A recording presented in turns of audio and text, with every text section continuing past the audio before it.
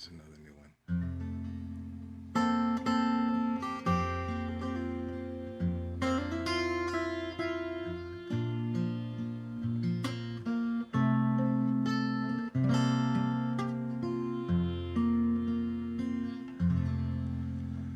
Do unto others, do unto others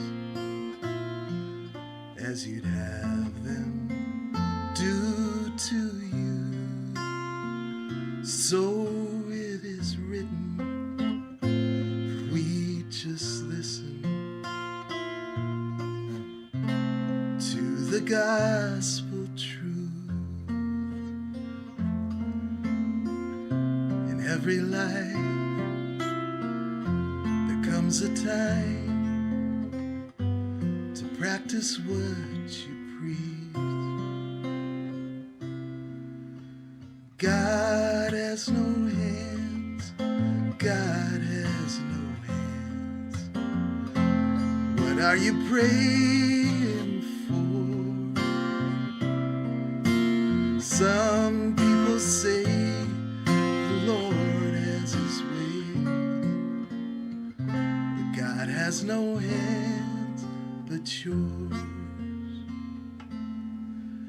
If someone asks you as they walk past you for the shirt right off your back, do something better, bring them to shelter, as if Jesus asked. For as you do the least of these, you do so unto me. God has no hands, God has no hands. What are you praying for? Some people say the Lord has his ways, but God has no hands but yours. God has no words, God has no voice, God has no heart, God has no choice without you. God has no hands, God has no hands. What are you praying for? Some people say the Lord has his ways. God has no hands but yours. God has no hands but yours.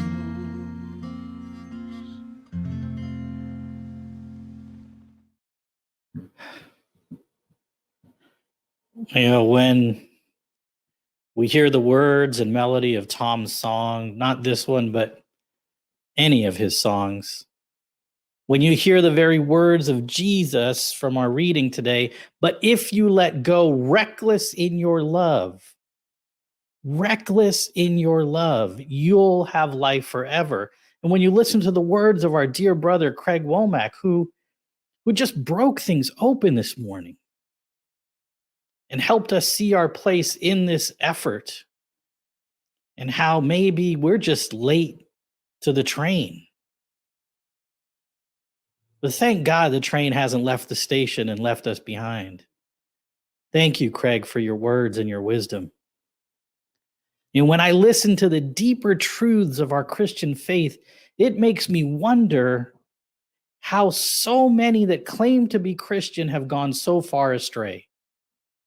I agonize over the fact that Christianity has been co-opted by those who perpetrated and continue to perpetrate slavery, misogyny, racism, the Crusades, child abuse, homophobia, damnation of the different, idolization of the profane, and the list goes on and on.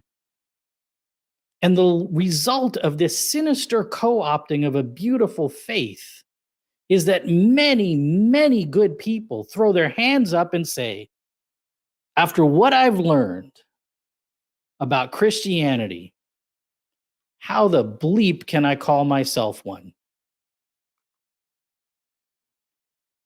One of the most devastatingly powerful tactics of American white supremacist perversion of Christianity is it has many people thinking that their adulterated version is what Christianity is, that the Christianity of conquest and colonization is the truth and origin story of the faith. Just devastating. However, the numerical facts about Christianity around the world highlight the absurdity of this devastation. See, as of 2015, there are 2.3 billion adherents to the Christian faith in the world. Of those 2.3 billion, coincidentally, approximately 2.3% are American right-wing evangelicals. So this Lent at Parkside, our series, Break Up with White Jesus, we've been trying to wrestle away and liberate Jesus and Christianity from the grip of American white supremacy. We've used our time in squads to explore the origins of the Jesus movement.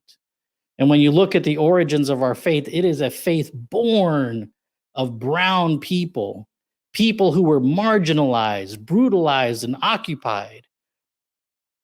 But it is as if our spiritual roots were deliberately diverted away from the deeper wells of truth and directed to wells with poisoned water that fueled a thirst for slavery, domination, misogyny, racism, the Crusades, homophobia, damnation of the different, idolization of the profane, and the list goes on.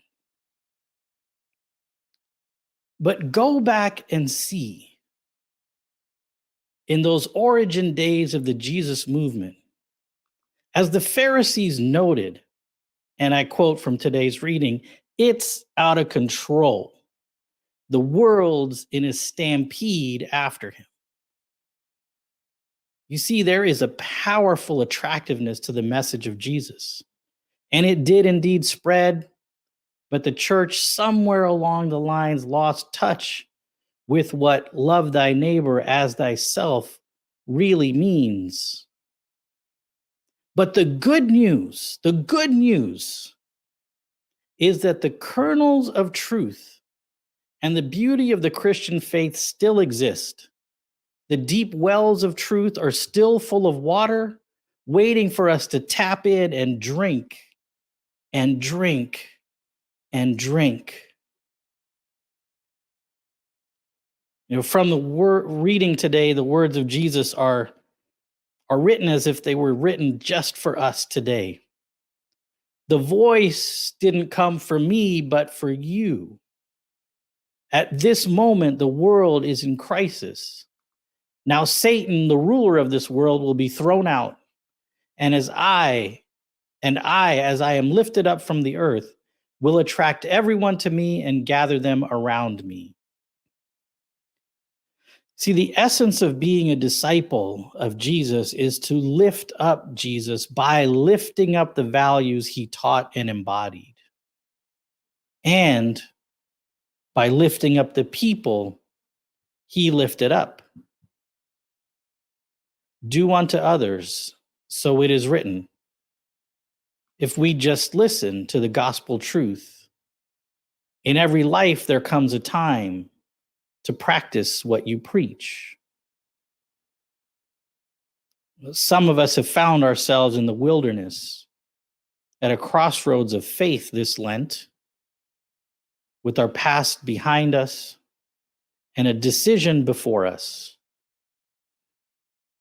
Part of the complexity of the decision before us is, in fact, what is behind us. What parts of my Christian history and learning do I bring with me, and what just needs to stay there? It's easy enough to propose, but how do we integrate who we want to be now and who we want to be moving forward with the numerous internal complexities around identity, foundations of truth, ethical frameworks, personal moral compass, not to mention the many relationships that are still fixed in past dynamics? What do we do? Sometimes in moments like this, in my imagination, in times of prayer and meditation, strange things come to mind. See, I visualized myself at this crossroads and many other crossroads sometimes, and not too long ago, in this time of meditation, prayer, and reflection, of all things, the 2014 song by Taylor Swift shows up. Shake it off. Shake it off. Shake off all the negative stuff and just carry forward the good stuff. Oh, Tay, if it were only that easy.